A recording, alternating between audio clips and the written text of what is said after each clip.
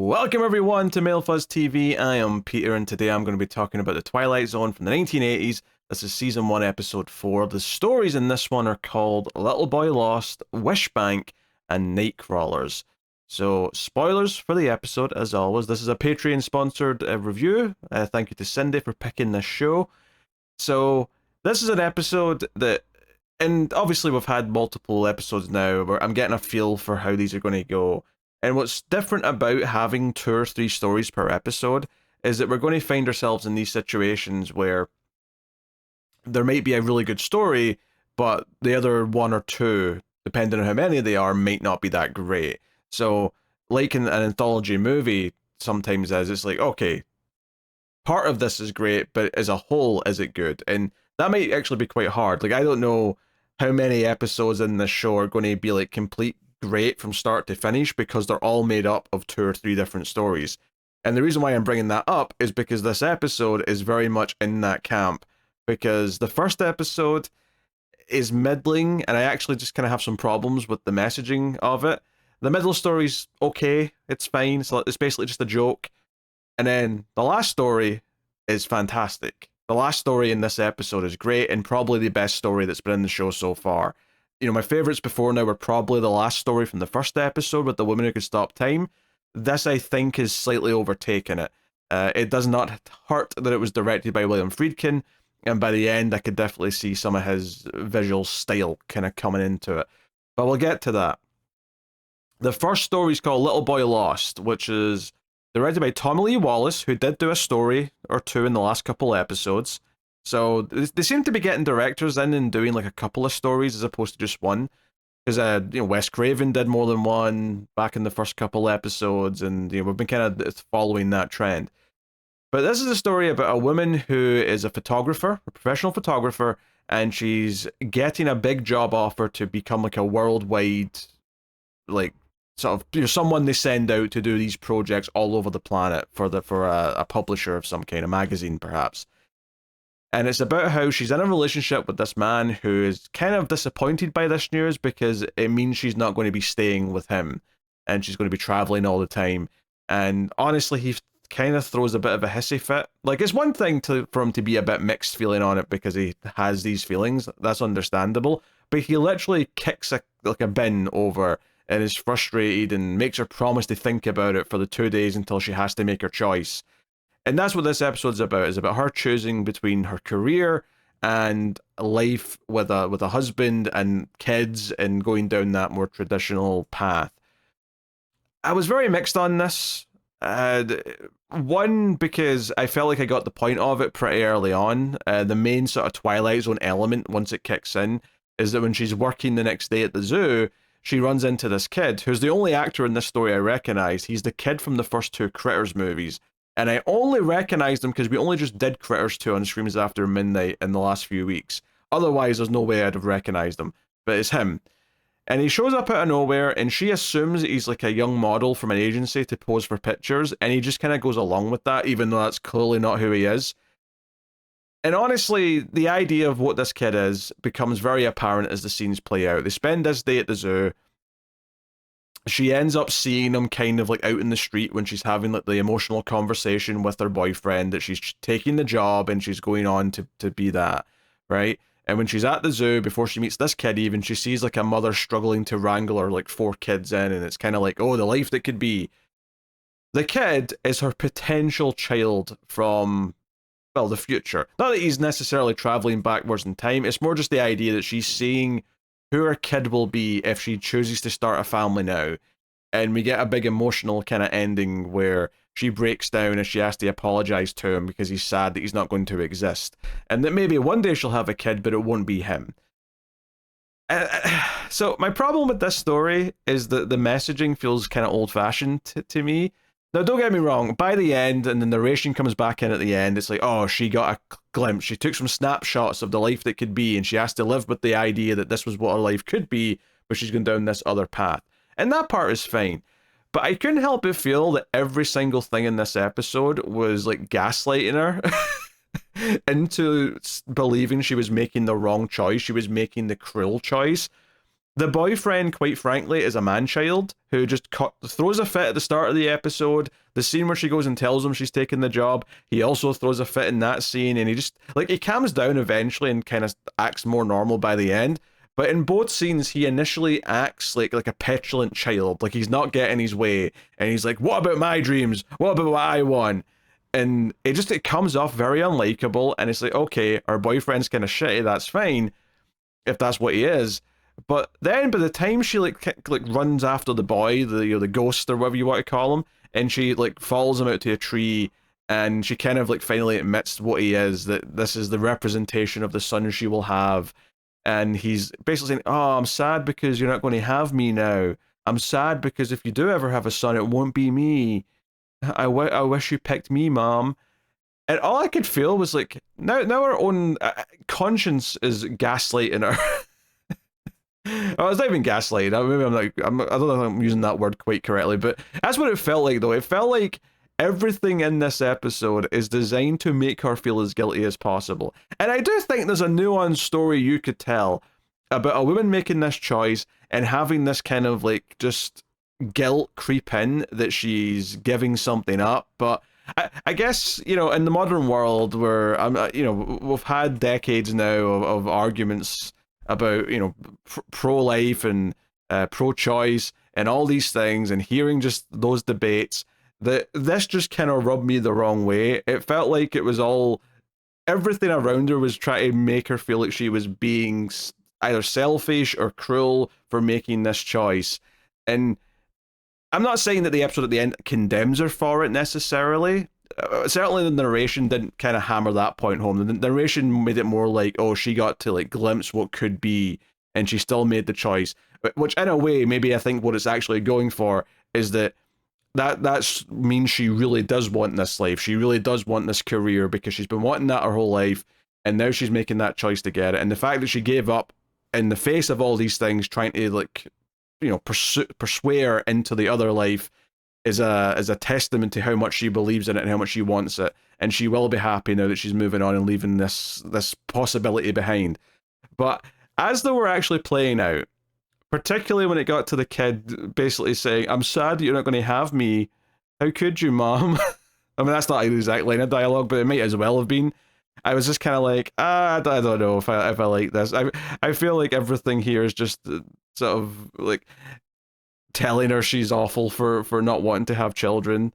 Maybe I just relate to that because I don't really want kids, but I don't know. I felt like it was all about guilt and tripping her for wanting to have a career. And in that respect, it was almost a little one note. When I do think you could have like I say, a more layered story about a woman feeling these kind of like, am I going to regret not starting a family at this like sort of, you know, younger age? Am I going to regret that I spend the next 10 years, 15 years doing whatever, and then it'll be too late? Like, you could explore that possibility. You could explore that question and what's going through her head. You know, if she indeed wants to have kids someday, it's something she has to consider. But I don't know. Wasn't really feeling this. The emotion felt kind of like forced and ham-fisted, and then the overall message felt a bit cloudy. And not that it was saying she shouldn't make this choice, but it couldn't help but feel like a lot of the way they were pursuing the debate felt old-fashioned to me. But, you know, maybe that's just a product of its time and just accept it as it is. But it doesn't mean I like it anymore. It doesn't mean that I enjoyed watching it that much. Not to mention the fact that, you know, by the time, after like 30 seconds where they're talking to the kid, you kind of get that he's not really a kid. He's not really there. This is like you know, I mean, I didn't really necessarily immediately guess it was her possible kid, but more just this idea that, oh, it's a supernatural kid that's here to just show her that she would like having children or something like that. But by the time it gets to the points that it's making at the end, it's like, yeah, okay, like, we're here, I get it. So that was the first story. Wasn't in love with it, obviously. The second story is just kind of mostly just a joke, for the most part. It's called Wishbank. It's directed by, what's his name, Rick Friedberg. It was the only director of the three that I didn't recognize. But this is starring Dee Wallace-Stone, who I do know. Yeah, you probably know her from E.T., but she's in a lot of horror movies from back in these days as well. And in fact, she's in Critters, funnily enough. She's the mum of the ginger kid from the first story in Critters. Critters, I don't think it happened yet though. I think that was like 2 years or 3 years after this. But still, weird coincidence. But basically, she's at like a yard sale, and she finds a magic lamp, and she's with her friend. We find out she's divorced, and her friend's like, "Hey, you should get back out there, meet a man." Blah blah blah. Which is all just kind of set up for the character, because ultimately, what this is, the joke of this story, is that when she rubs the magic lamp to get her wishes, she's taken to effectively a bank, right? A bureaucratic red tape office of a nightmare, where she's all excited about getting free wishes. She's sitting at the desk, and the quote unquote banker, the genie, is like, "Hey, yeah, great choice. Yeah, pick money, pick looking younger, and then finally, oh, I want my ex-husband to have erectile dysfunction for a year. All right, great, all fine choices." But then she has to wait in a long queue to get her papers processed, only to find out that she doesn't have one of the forms.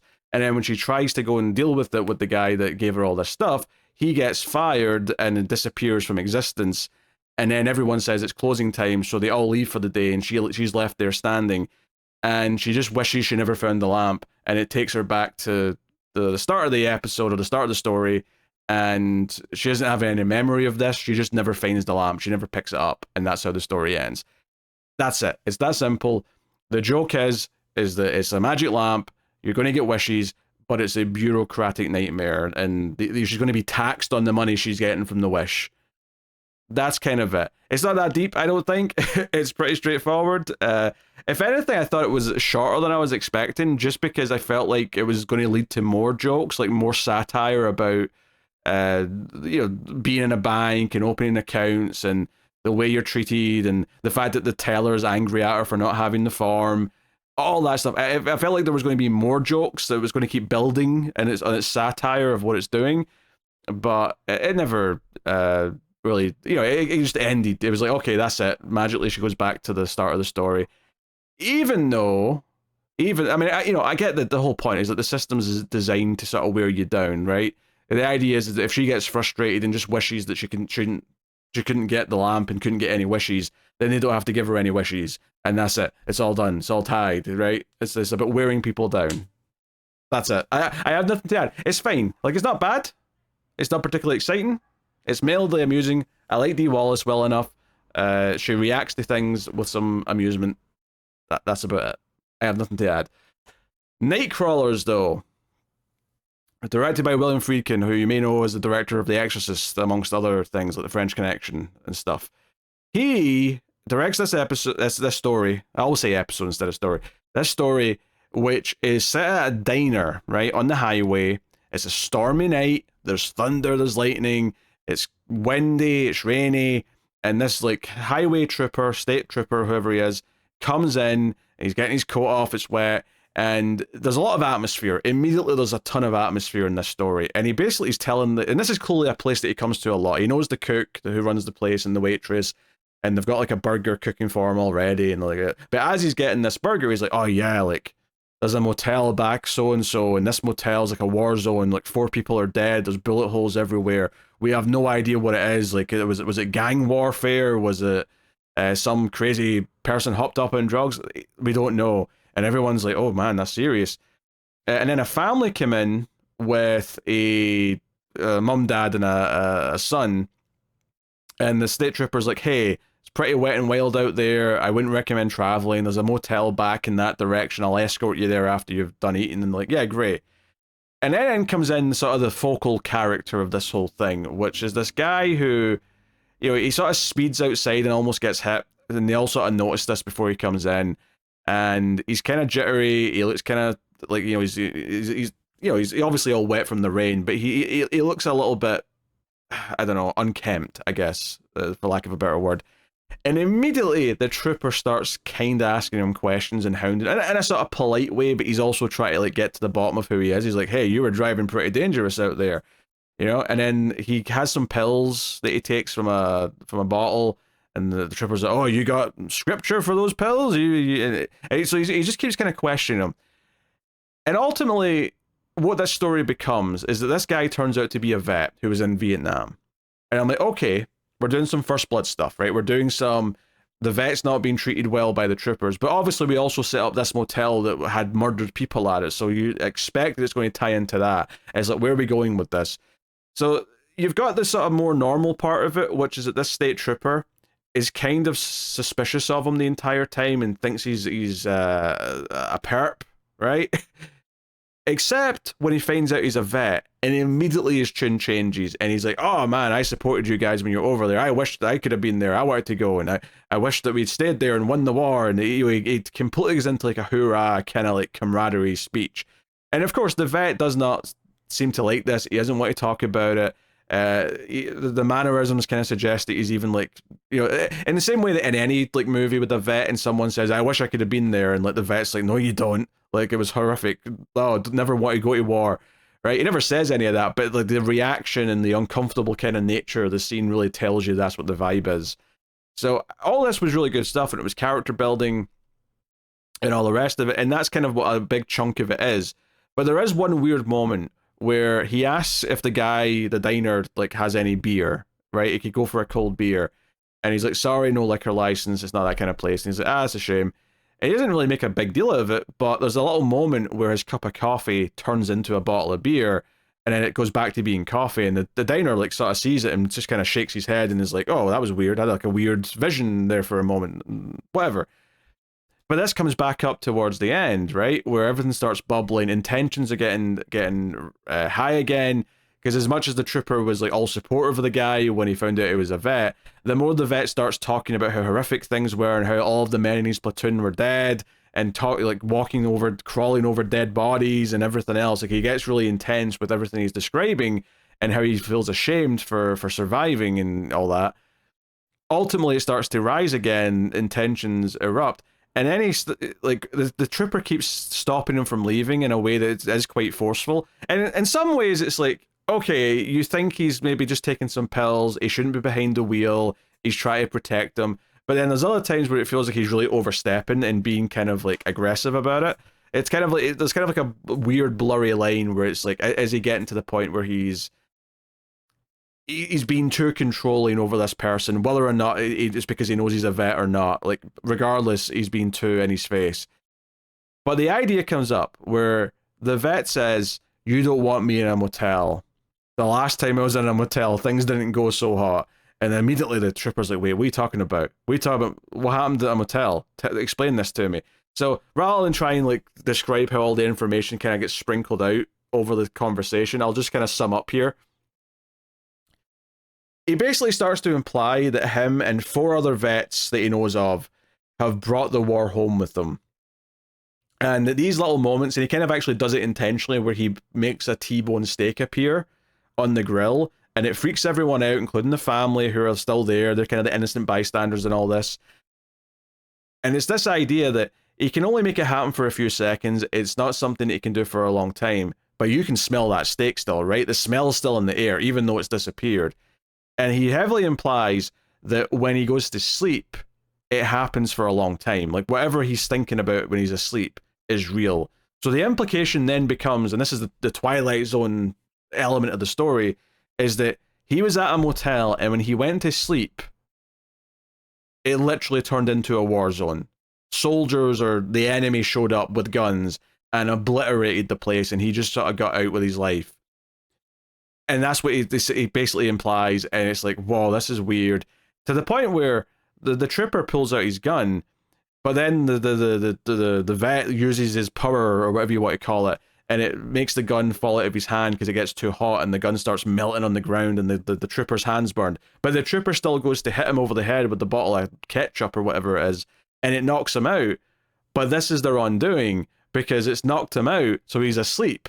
And that means that this is going to turn into a war zone, and we get easily the most visually impressive sequence of this show so far, which is all the thunder, the power goes out, the thunder and lightning's playing, there's helicopter lights overhead, and we get these amazing shots of these soldiers coming down in like camouflage and face paint and war paint and whatever else, and they're coming towards the diner with their big machine guns, and they start firing. But I really can't emphasize enough how much atmosphere there is as they're dropping out from the helicopters, and they're being lit by like the searchlights that are behind them, and you see them in silhouette, and they really feel like a force of nature coming towards the diner. It feels like a horror movie all of a sudden. It's really good. Like I was enjoying the story because I liked the atmosphere and the concept was interesting. But then this happened and I'm like, okay, I'm in. And this is also where you can start to piece together what the story's about and what it's actually kind of saying, right? So you've got this idea, and these aren't necessarily unique ideas to stories about soldiers coming back from Vietnam, but the idea that they bring the war home with them in some way. But even more so, the idea that when they do bring the war home with them some way, the trauma, and they have PTSD, they have whatever it might be, society's not ready to deal with it. Society doesn't want to address that they've went through this and doesn't know how to cope with these people coming back broken and needing help and therapy and whatever else it might be.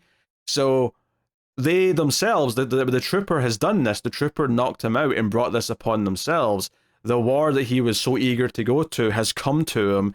And then as he's lying there unconscious and the trooper gets shot by the soldiers, the diner, the cook, he like jumps out and like basically goes to kill the guy because they realize that the only way to like save themselves is to kill him while he's asleep because it'll stop the, you know, whatever power he's got that's making these visions come to life and come and kill them with a very real threat.